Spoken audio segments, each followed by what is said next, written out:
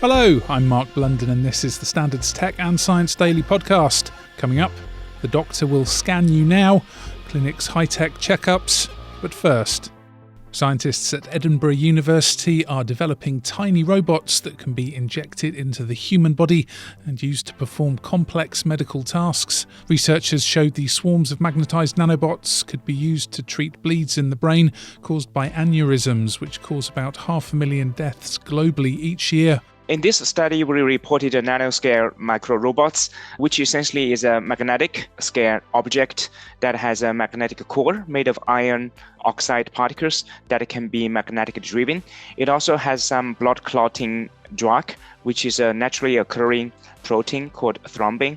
And then it has a protective coating that can encase the drug from leakage. That's Dr Qi Zhou of the University of Edinburgh's School of Engineering who co-led the study. We can magnetically drive this kind of nanoscale robots to navigate blood vessels, and we can monitor them under medical imaging.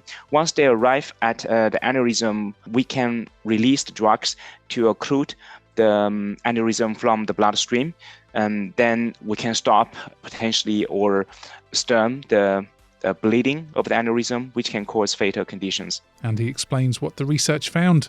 We found that the nanorobots can be robustly controlled and navigated towards the target aneurysm, and also it can cause the aneurysm to quickly be occluded. Then we followed up with a 2-week test. We see there is no side effects, primary hazard to the rabbit. So we think it's safe for us to carry on with larger animals towards human trials maybe in the coming decade. And also their hopes for the future of the technology. This technology can potentially open the gate to a new type of aneurysm therapy. Currently, surgeons need to shred a really long and thin microcatheter through your upper leg towards your chest, then into your brain. And it's usually very time-consuming and painstaking. By doing this, we are inventing a more minimally invasive way to do aneurysm therapies. Their findings are published in the Nanoscience and Nanotechnology journal, Small. Next, new methods of making cocoa in the lab are being developed amid concerns the forest regions in West Africa and South America where the natural beans are grown are set to become drier due to climate change. Unfortunately, what's been happening with the rapid love of chocolate and coffee globally, this has led to devastating global deforestation in these tropical areas. In addition, there's issues of slave labor, pollution. Speaking to the Associated Press, that's Alan Perlstein, who's CEO of California Cultured, a plant cell culture company growing cocoa from cells in West Sacramento. Climate change is impacting the chocolate industry by, first of all, making it too warm for many species to prosper, and that has led to massive drops in yield around the world in cocoa. And we're basically developing the underlying technology that you could actually grow chocolate and coffee anywhere in the world without some of these exploitative or destructive practices. The process sees cocoa bean cells put in a vat with sugar water to reproduce quickly and reach maturity in a week, rather than the 6 to 8 months a traditional harvest takes. We find rare and desirable cocoa species around the planet. We then take a cutting of the cocoa bean, put them onto plates, and we trick basically the cocoa cells to grow and divide. And after a certain level of growth, we're able to harvest that and transform that into chocolate. The firm hopes its first lab-grown chocolate could be on the shelves next year. Now, a Swedish clinic is using high-res cameras, radar and lasers to discover early signs of illness such as cardiovascular disease. Nico Health in Stockholm, co-founded by Spotify's Daniel Ek, is offering high-tech health checks capturing millions of data points from 3D images and thermal scanning. However, doctors have warned such private services can increase health inequalities and burden the workloads of public health professionals.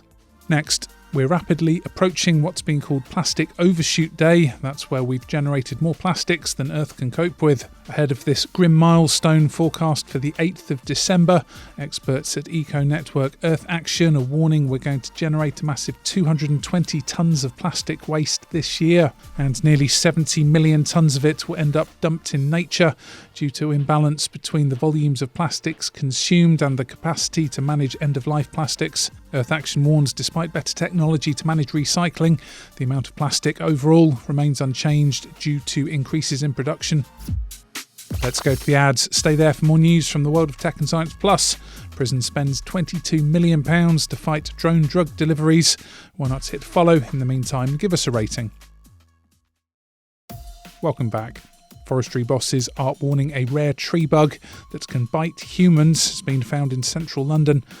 They confirmed the first findings for around 18 years of the plain lace bug in the capital, which is around 4 millimetres when fully grown. The tiny pest has occasionally been reported to bite humans as it falls from trees, causing a mild rash on the skin. The Forestry Commission says it's made the first known identifications of the plain lace bug in the UK since 2006 and urged Londoners to report suspected sightings. Next, prison bosses are set to spend £22 million to fix broken windows at a scandal-hit jail to stop inmates flying in drugs using drones.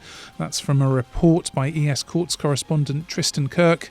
He reports an audit of HMP Wandsworth exposed shocking levels of decline at the South London prison, including violence among prisoners and towards staff, as well as growing numbers of incidents of self-harm and suicide. Drones have been used in recent years to have drugs and other contraband flown over prison walls, dropped in jail yards and even delivered directly to cell windows. The audit carried out by HM Inspectorate of Prisons came after the alleged escape of prisoner Daniel Khalif in September last year. And finally, Britons headed en vacances to France and other EU countries have been warned by the Foreign Office that they will be fingerprinted and face border queues due to Brexit. They will also have their photograph taken before leaving the UK or on arrival in another European country. New requirements and expected delays are due to a new digital border system being introduced by the European Union and some other countries. Ministers have said there could be longer queues at Dover, the Eurostar terminal at St Pancras in London and Eurotunnel at Folkestone in Kent. You're up to date. Come back at 4 p.m. for the latest news, interviews and analysis from the Standard Podcast here in London, and we'll be back on Monday at 1 p.m. See you then.